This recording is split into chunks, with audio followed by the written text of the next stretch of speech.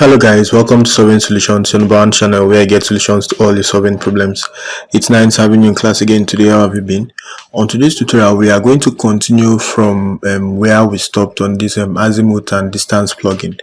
Now we have shown you how to insert a starting point and then impute the bearings and the distances that will take you to your next vertex, right? Good.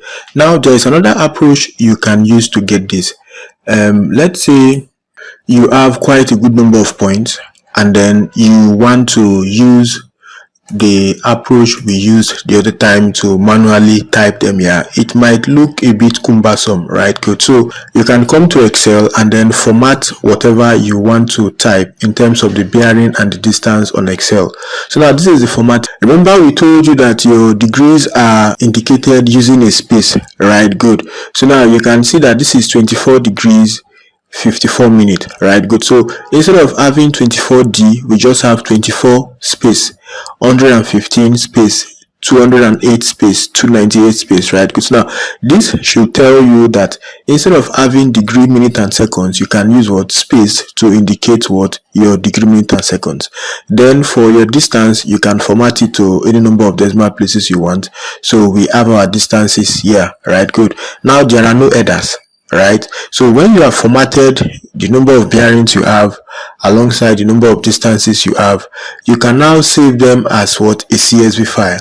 Okay, so we have navigated to the folder of choice. So we want to save it as what? A CSV file, and then we have directions and then we can just save.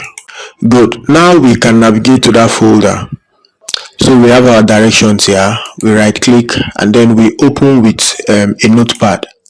Now the reason why we are opening it with a notepad is because on QGIS here, for the delimiter to separate your bearing and your distance, you need a semicolon, right? Good. Remember that on Excel we use comma as the separator, right? However, here on QGIS you need what? A semicolon as the delimiter. But remember that that file needs to be saved as a CSV file so that you can import it to QGIS.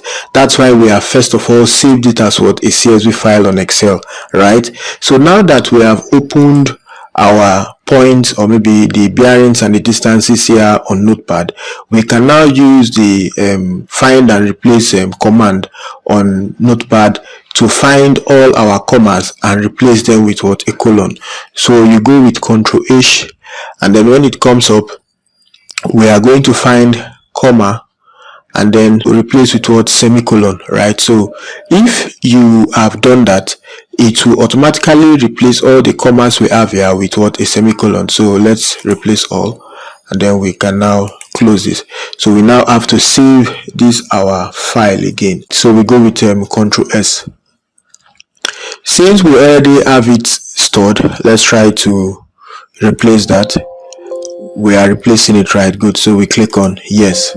So we have saved it. Now note that when you want to save it here, ensure you turn off or maybe you close the Excel sheet so that you don't have maybe some conflicts with saving, right? Good. So now, having done that, we have replaced the comma separation, that's the delimiter, with semicolon, right?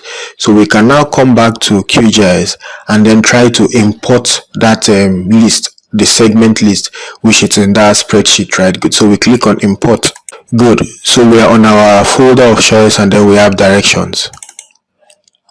You now see that the bearings are there, the distances are there, the zenith angle, the radius, and then the direction, right? Good. So this was what we did manually in quote the other time. So before ever we draw, we need to provide or specify the starting point, right? Good. So these are the coordinates of the starting point, the easting and the northing. So since we have done that, you unselect the active layer and then you move it to memory layer because we don't want to edit this particular BD that we have exported earlier, right? Good. We want to create or want to draw a new file. So you take it off from the active layer, maybe you keep it as a memory layer so that maybe when the scratch layer is being created, we can save as maybe any vector file we want. So having done that, we click on draw. You now see the temporary plot has been done. So we okay that. So if we put this out, you are going to see that the plotting has been done successfully. So remember what we did the other time. You can right click and make permanent, or you click on this particular icon to save as either a shapefile or a KML file or a DXF file or any other vector format you want to save as. So thanks for coming to class. We have shown you how to use this other method whereby you have your bearings and distances formatted on Excel and then you import it here to plot with your starting point. So we'll see you on the next tutorial. Ensure you keep staying safe and have a fantastic time. Bye.